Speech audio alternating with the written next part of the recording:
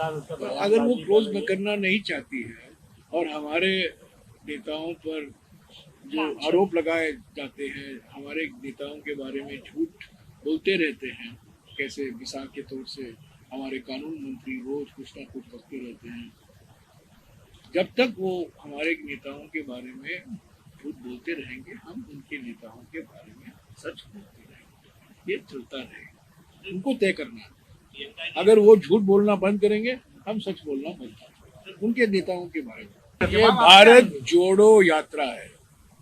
सावरकर ने हमेशा भारत तोड़ने की प्रयास की और वही प्रयास आरएसएस और बीजेपी कर रही है।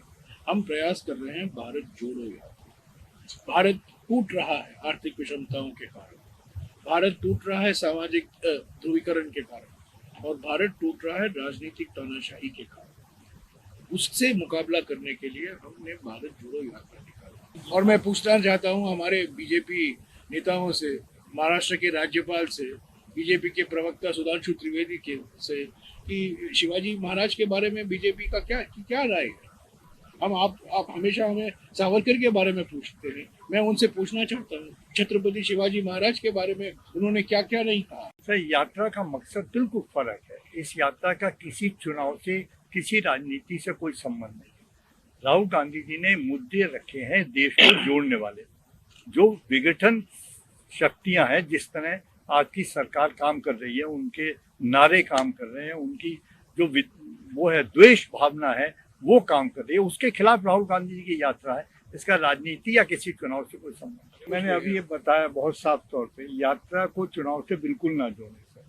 यात्रा का मकसद बिल्कुल देश का मकसद है।